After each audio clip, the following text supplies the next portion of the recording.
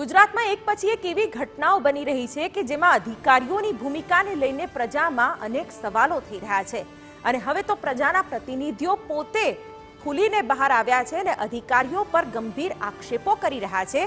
અધિકારીઓ કેટલો ભ્રષ્ટાચાર કરે છે તેની પોલ ખોલી રહ્યા છે ત્યારે સવાલો અનેક થઈ રહ્યા છે કે શું સરકારી કચેરીઓમાં ચાલી રહ્યો છે મોટો ભ્રષ્ટાચાર, શું સરકારી બાબુઓ બન્યા છે બેફામ? આ સવાલો થઈ રહ્યા છે કારણ કે પ્રજાના પ્રતિનિધિઓ જ આ સવાલો કરવા માટે ક્યાંક પ્રેરી રહ્યા છે। શું જવાબદારીમાંથી છટકી રહ્યા છે અધિકારીઓ? આ સવાલ પણ એટલા માટે થાય છે કારણ કે લોક ઉપયોગી જે કામો થવા જોઈએ તે સમયસર નથી થઈ રહ્યા, ત્યાં સુધી કે સુરક્ષાને લઈને પણ સવાલો થઈ રહ્યા છે।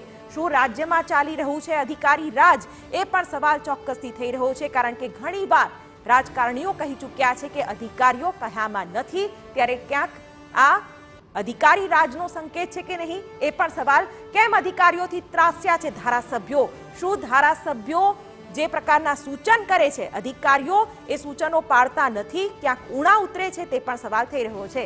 ત્યારે બાબુઓથી ત્રાહિમામ ધારાસભ્યો, તેને લઈને અરવિંદ રાણા કે જે સુરત પૂર્વના ધારાસભ્ય છે તેમણે આજે મોટા સવાલો ઊભા કર્યા છે અને અધિકારીઓ સામે ક્યાંક મોટા આક્ષેપો પણ કર્યા છે, ગંભીર આક્ષેપ કર્યા છે, જેમાં સુડાના અધિકારીઓ સામે આક્ષેપ કર્યા છે અરવિંદ રાણાએ અને સુડાના અધિકારીઓ ભ્રષ્ટાચાર કરે છે, માલ ખાય છે તે રીતના પણ આક્ષેપો કર્યા છે। આ સાથે અરવિંદ લાડાણી કે જે માણાવદરના ધારાસભ્ય છે તેઓએ પણ જે રીતે જાહેરમાં ચીફ ફાયર ઓફિસરને સવાલો કર્યા હતા, ચીફ ફાયર ઓફિસર અને મામલતદાર સામે ભ્રષ્ટાચારનો આક્ષેપ કર્યો હતો ને ત્યાં સુધી કે ક્યાંક તેઓએ આ આક્ષેપોને સ્વીકાર્યા પણ હતા। યોગેશ પટેલ કે જે માંજલપુરના ધારાસભ્ય છે, યોગેશ પટેલ પણ વારંવાર અધિકારીઓના જે વર્તન છે, જે વ્યવહાર છે તેને લઈને સવાલો કરતા હોય છે। કલેક્ટર કચેરીના બાબુઓથી કંટાળ્યા હોવાનું નિવેદન પણ યોગેશ પટેલે એક ધારાસભ્ય તરીકે આપ્યું છે।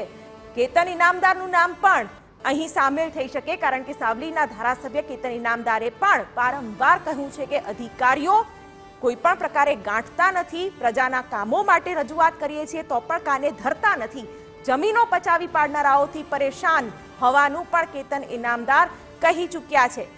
ચૈતર વસાવાની વાત કરીએ તો ડેડિયાપાડાના ધારાસભ્યએ પણ કેટલીય વાર અધિકારીઓ પર આ રીતના ગંભીર આક્ષેપો કર્યા છે, અણઘડ વહીવટ સામે આંદોલનની ચીમકી પણ ઉચ્ચારી ચૂક્યા છે અને આ રીતના આક્ષેપો જ્યારે ધારાસભ્ય કરતા હોય ત્યારે ખરેખર અધિકારીઓની ભૂમિકા સવાલોના ઘેરામાં આવે છે।